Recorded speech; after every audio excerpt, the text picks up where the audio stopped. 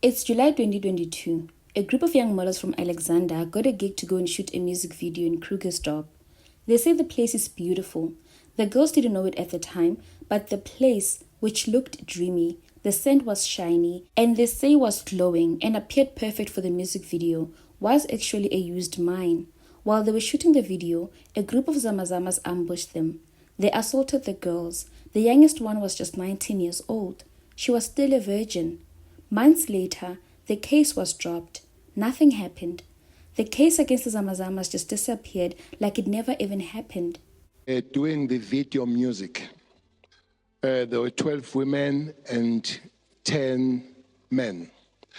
As they were 2 hours after they've arrived, around about 5, they were attacked by 10 men on blankets and paraclavas. 3 years later, 3 police constables from Free State were driving from their home to their base in Limpopo when they went missing. Their car mysteriously fell into the Hennops River. And if you stay in Joburg, cars don't just fall in the Hennops River. The bodies of the constables were found. They were found along with 2 other mysterious bodies in the river. The police officers were tasked to investigate Zama Zamas in a police operation. There really hasn't been much update on that case. It has become one of the country's most heartbreaking mysteries. These are young, dedicated police officers. On Friday, 5 December, Marius van der Merwe, known as Witness D, wanted to expose how Zama Zamas operate in South Africa. He wanted to lift the lid on how top government officials protect Zama Zamas. Marius was one of the first people on the scene when the girls who were shooting a music video were ambushed and assaulted by the Zama Zamas. Marius, just like the 3 police officers, knew way too much. This is the story of why Witness D was allegedly killed. It is also the story of Constable Linda Cebekulu, Constable Kamorejo Baez, and Constable Bipilo Senore. And it is also a story of the 8 young girls whose innocence was taken away from them.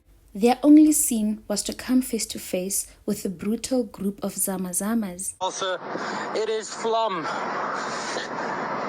Marius van der Merwe. Sir, I've seen your post on the Zama that was allegedly buried alive in Benoni. I'm the person that was there. Obviously, there's things that transpired beforehand and afterwards. And I would like to talk to you about it. I would like to get my story out in public in terms of the role players from state that's facilitating the illegal mining problem, the key stakeholders that's facilitating this. I've got all the intelligence on that. Welcome to True Crime with me, Julia. The story of the 3 constables who were found at the Hennops River has been requested so many times on this channel, and I know it is long overdue, and I apologize for that. But yesterday, when I was listening to the SMWX podcast here on YouTube, I heard ENCA journalist Puleli Chudi Jones tell Sizwe Mpofu Welch that one of the things that Marius wanted to tell the country on ENCA just hours before he was killed was what actually happened to the case involving the young girls who were shooting the music video at the mine. And for me, that story stayed in my heart for a very long time because it just vanished, just like that. How does a group of young girls get violated like that and then their case just vanishes? Please note that the story is based on allegations. We have relied heavily on news reports and that SMWX podcast interview.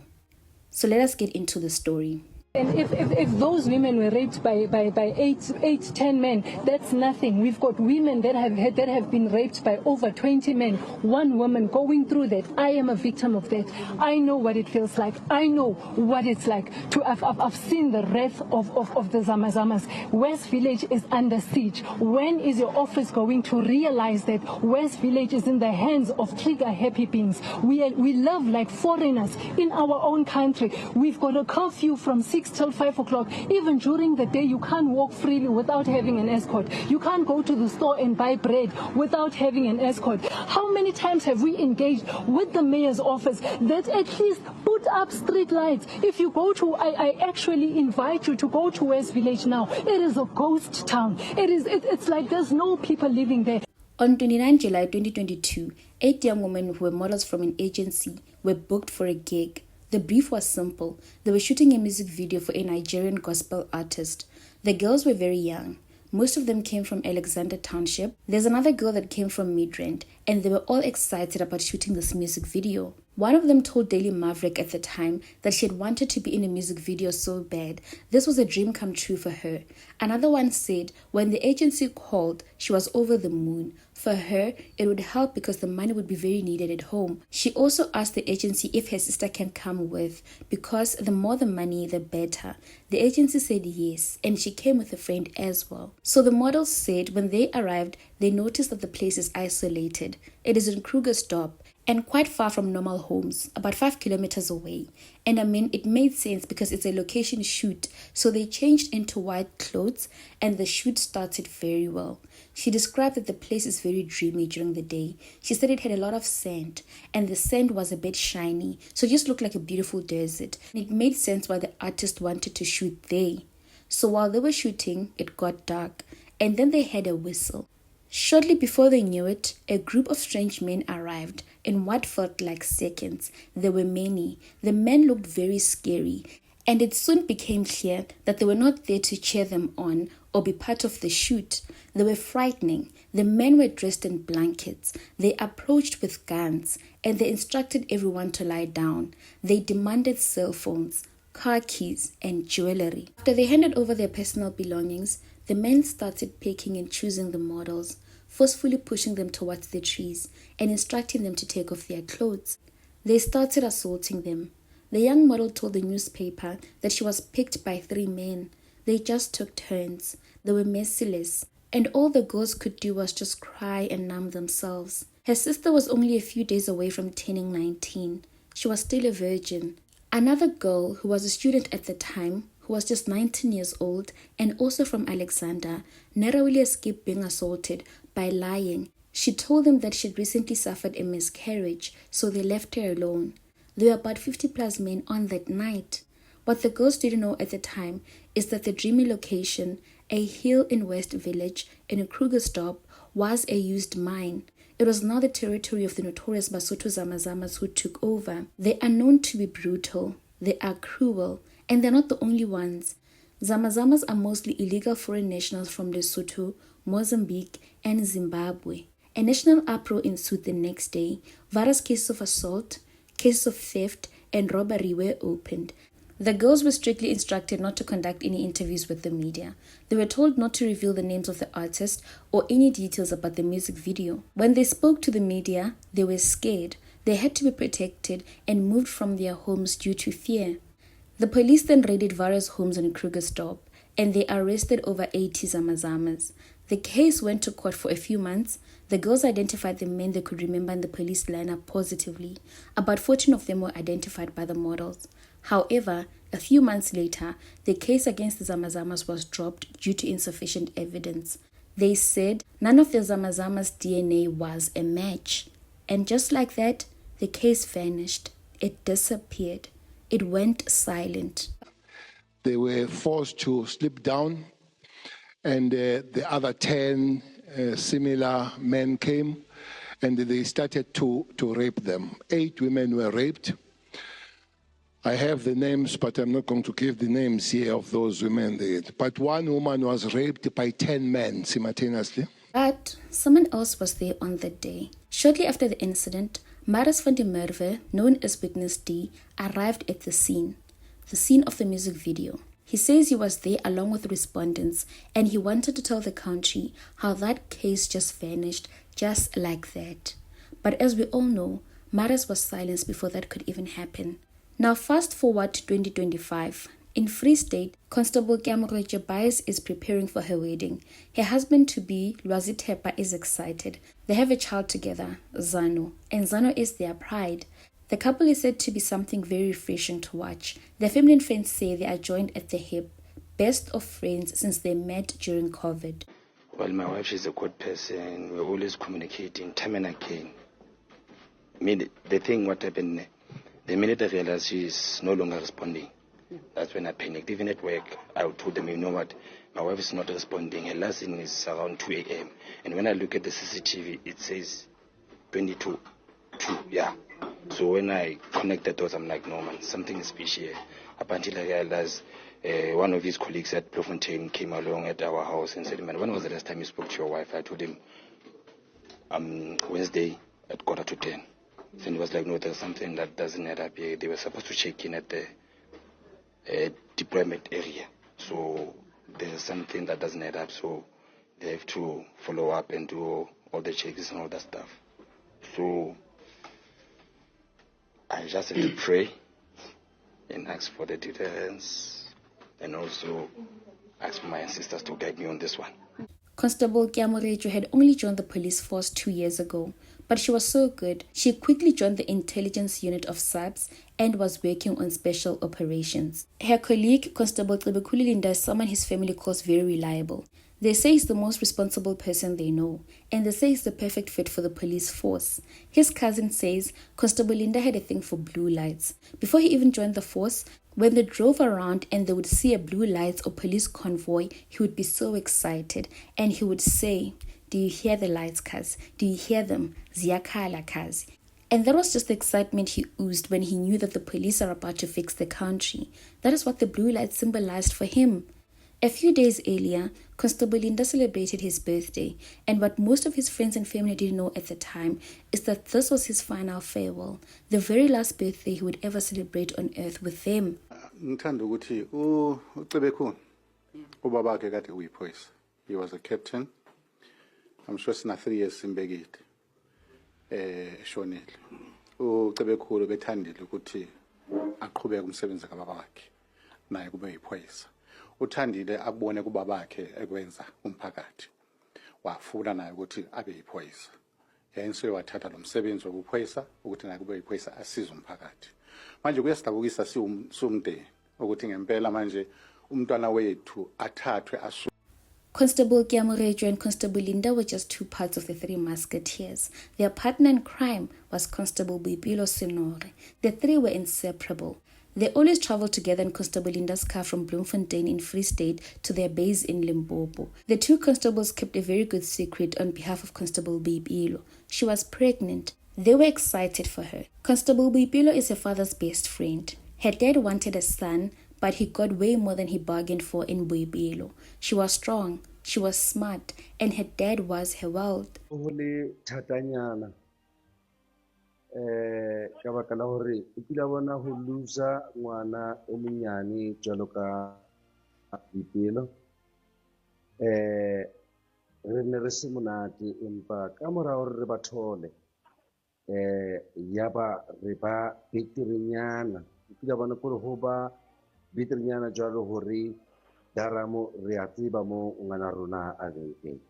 Constable Linda and Constable Boipelo were reportedly in a relationship, and they were expecting a child together. Constable Linda had plans of paying lobola and marrying her, and they were just happy in love.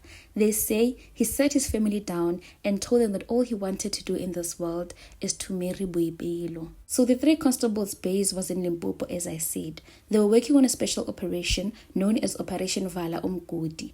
This is an operation which is a police task force focused on tackling illegal mining activities in various hotspots, including in Limpopo. So essentially, the operation is targeting the Zama Zamas. I have touched on who the Zama Zamas are earlier, but just a little bit more context. In South Africa's hidden underworld, the Zama Zamas are illegal miners who risk everything to dig for gold in abandoned or closed mines. Many come from poverty-stricken communities or neighboring countries. They are drawn by the hope of a quick fortune. But underground, it's a world ruled by gangs, armed turf wars, deadly explosions, and collapsing tunnels. What begins as a desperate search for survival often turns into a violent criminal network controlling the entire mining shafts. To ordinary people, they are ghost-like figures of the night, but to the police and the communities, they are one of the country's most dangerous underground forces. And for a while, the community are doing their best to fight this issue. Because Zama Zamas are dangerous, there's just a lot of blood money to be made here. And this here is some of the devastating effects of what they actually do. So now what we have learned through Marius is that the Zama Zamas are not operating by themselves. They are very protected by some powers in the government. And we will get to that in just a few. So as you can see here, we wanted to give you a glimpse, you see, there. So this is a very lucrative business. And if you think that the only thing we can see, these are the stones. Look at the stones there. There you go. See, there you go. There you go. That's mineral. That's gold. So what they do, they crush it using the pendukas, and then this frees up these gold particles. And then from there, they will melt it using a mercury and the gas stove. That thing, the gas torch. But as you can see here, the stone, this is what we got from the penduka. Now back to Free State. On 23 April 2025, Constable Linda Bipelo and Kiamorejo are traveling from Bloemfontein to Limpopo.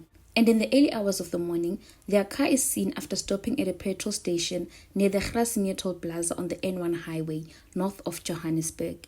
Soon after that stop, all GPS signals, phone pings, and tracking devices went silent, and they vanished without a trace, sparking alarm and a nationwide search. For 6 days, police forces from Gauteng, the Free State, and the Limpopo province followed every lead.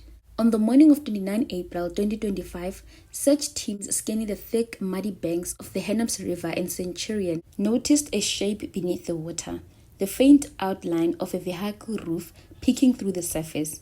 The vehicle was pulled slowly from the riverbed, tires dripping with river weed, windows shattered by pressure. And not too far away in the same river were Constable Bipilo, Constable Linda, and Constable Kiamorejo. A silence fell over the river bank, a silence so heavy it felt like the world itself stopped. Officers on the scene bowed their heads. Some wiped away tears. Families watching from a distance collapsed into grief as reality settled in. The whole country watching felt collective pain. And as authorities ruled the case as an accident, no one really believed that story. An accident at Hennops River, on a road with barricades. Where is the CCTV footage? Hold on. The constables were found along with 2 mysterious people. Their bodies were also found in the Hennops River. Who are these people? What is really going on? An investigation has been launched, but the families are not convinced. They, along with the entire country, are suspecting foul play. Dipotso di santsane di le ngata, empa se ko hore yes dipelaelo di teng fela seo ke se re se lebelletseng ke hore o kare seponisa se ka etsa ka pele ra fumana closure hore na empa ke ho etsahetseng ba bona eng mo investigation ya bona. A few months later, on December 5, Marius is gunned down. Now, we are not going to go too much on Marius' story because we've already done that on 2 episodes. But to carry on from those episodes, let's start with this voice note. Also, it is Vlam, or Marius van der Merwe. Sir, I've seen your post on the Zama that was allegedly buried alive in Benoni. I'm the person that was there. Obviously, there's things that transpired beforehand and afterwards, and I would like to talk to you about it. I would like to get my story out in public in terms of the role players from state that's facilitating the illegal mining problem. The key stakeholders that's facilitating this. I've got all the intelligence on that. So just hours before he was killed, Marius sent this voice note to Crime Watch activist Yusuf Abramji. Yusuf says Marius reached out to him after he posted a story about an operation at an illegal mine where the private security shut down the mine and angered Zama Zamas. Yusuf says Marius knew when he sent that voice note that there are people trying to kill him. He says he wanted to speak to ANC on camera and bring the country into his confidence. He says he wanted to expose how the Zama Zamas are wreaking terror in our country. He says he wants to talk about government officials and ministers who are protecting Zama Zamas for their own financial gain. Now, we all know that hours later, Marius was killed in front of his wife and kids. The interview, which was scheduled for Monday at ENCA, did not happen. Marius was silenced forever. Pule told Sizwe in the podcast that I spoke about earlier that Marius was one of the first people at the scene of the music video shoot at that mine in Krugersdorp where the young models were assaulted. He says this was something he was going to speak about, how the Zama Zamas got away with that case. He also wanted to expose how they operate, which is what he knew because he has been working hard to fight this through his private security company for over 10 years. Just like the constables from Free State who were found dead at the Hennops River, who also knew too much about the Zama Zamas. And shortly after his passing, the police said one of the getaway cars was a Nissan NP200 with a canopy. And then social media pointed out that this is the same car, the same make, model, and color that was also spotted at the garage where the constables were last seen alive. Then the story quickly changed to the car is actually not a Nissan NP200, but it was actually a Chevrolet Bucky. We have found one of the vehicles that were used during the shooting. Apparently there were two vehicles used, a sedan and a Bucky. So we found the Bucky vehicle.